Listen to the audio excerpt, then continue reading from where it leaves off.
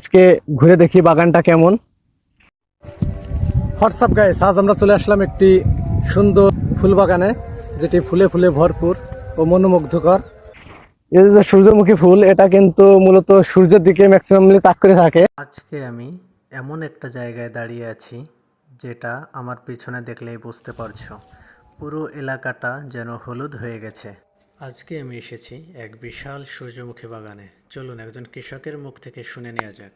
বলুন কাকা। ওর এই মানে গত বছরও লাগাইছে, তা তো ভালো হয়েছে, আবার এবারও খুব ভালো হয়েছে। লোকজন তো বহুত লোকজন আসতেছে দেখার জন্য, দেখতেছে। আজকের ব্লকে আমি আপনাদের এই বাগানটা ঘুরিয়ে দেখাবো আর এই সুন্দর ফুলগুলো নিয়ে কিছু মজার তথ্য দিব। দেখো বন্ধুরা, প্রতিটা ফুল যেন সূর্যের দিকে মুখ করে হাসছে। এক একটা ফুল থেকে কি পরিমাণ তেল উৎপাদন করা যায় সেটা কৃষকের মুখ থেকে শুনে নেওয়া যাক। ওদের কাছে শুনছি যে এক একটা ইস্যু বলে হাফ কেজি করে হয়। মানে একটা ফুল থেকে হাফ কেজি তেল হাফ কেজি সংগ্রহ করা যায়। হয়, তাই শুনছি। এই আমরা করি নাই, এই আর কি, এইটুকুই করতে পারি। প্রকৃতির কি অদ্ভুত কারিশমা, তাই না? এই বিশাল হলুদের সমুদ্রে হাঁটতে হাঁটতে মনে হচ্ছে আমি কোনো স্বপ্নের দেশে চলে এসেছি। এই সুন্দর অনুভূতির মাঝে আছে কৃষকের কঠোর কষ্ট, একটু লাভের আশায় ফলন বৃদ্ধি।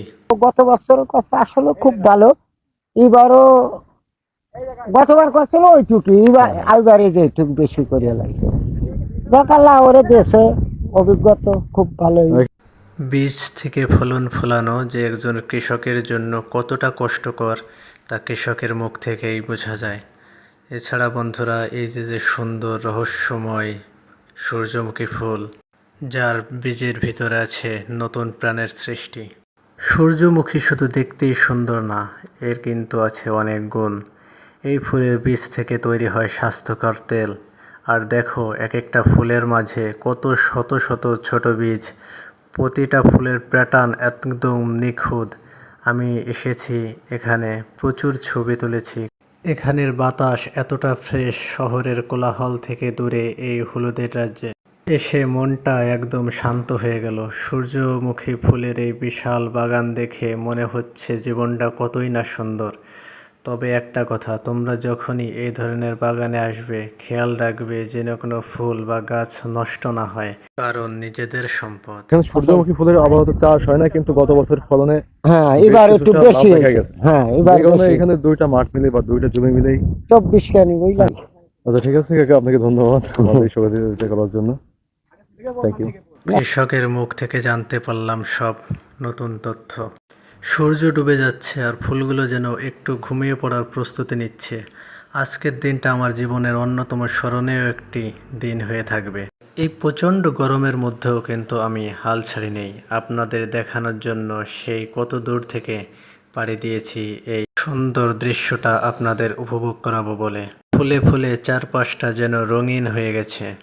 পরিবেশটার সঙ্গে ফুলগুলো বাতাসের সঙ্গে হেলে দুলে নড়ছে, জিনিসটা অনেকটাই আকর্ষণীয় লাগছে।